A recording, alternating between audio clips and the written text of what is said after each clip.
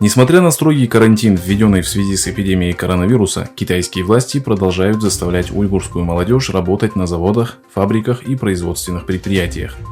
На видеозаписи, взятой из китайской социальной сети, запечатлены молодые девушки и парни в одинаковой рабочей форме на предельной фабрике города Хатан.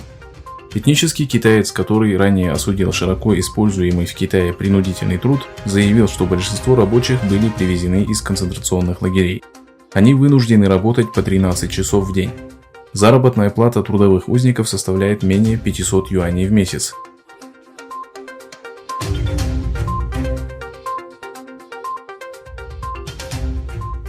В ходе выступления на заседании министров иностранных дел стран-участниц Организации исламского сотрудничества, состоявшегося в столице Нигерии 27 ноября, министр иностранных дел Турции затронул уйгурский вопрос. Чавушоглу отметил, что мусульмане, в том числе и уйгуры, должны выступать за свои права и свободы. Ранее организацию называли лицемерным сообществом из-за безмолвия по вопросу уйгурского региона и обвиняли ее в поддержке Коммунистической партии Китая.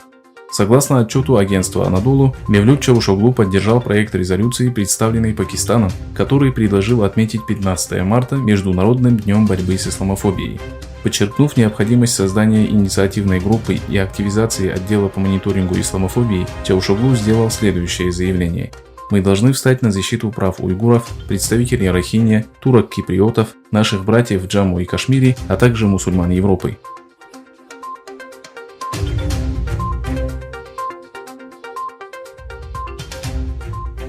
26 ноября еврейская пресса опубликовала статью, призывающую Европу принять меры против давления Китая на уйгуров. Автором статьи под заголовком «Как Европа должна реагировать на нарушение прав уйгуров» стал главный редактор еврейского информационного агентства Европы Йоси Ламкович. Автор призвал Евросоюз провести независимое расследование и наложить санкции на китайских чиновников, ответственных за нарушение прав человека. Цитируя депутата от партии «Зеленых» Самуэля Кагалати, Ламкович заявил, что вместо выражения обеспокоенности и осуждения коммунистической партии необходимо принять эффективные меры для предотвращения репрессий и геноцида. Он сообщил, что бельгийский депутат внес в черный список китайские учреждения и компании, извлекающие выгоду от использования принудительного труда, и собирается передать дело в Международный уголовный суд.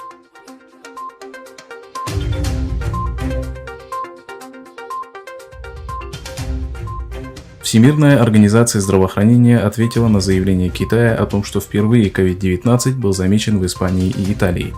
Организация заявила, что было бы в высшей степени спекулятивным утверждать, что COVID-19 не возник в Китае. Государственные СМИ Китая, где были зафиксированы первые случаи коронавируса нового типа, заявили, что вирус прибыл в страну в замороженных продуктах. Были опубликованы научные исследования, которые якобы свидетельствуют о том, что впервые инфицированные COVID-19 были выявлены в Испании и Италии. Об этом пишет подконтрольная Коммунистической партии Китая газета People's Daily. Выступая на онлайн-брифинге по COVID-19, эксперт Всемирной организации здравоохранения по чрезвычайным ситуациям Майк Райан назвал заявления Китая необоснованными.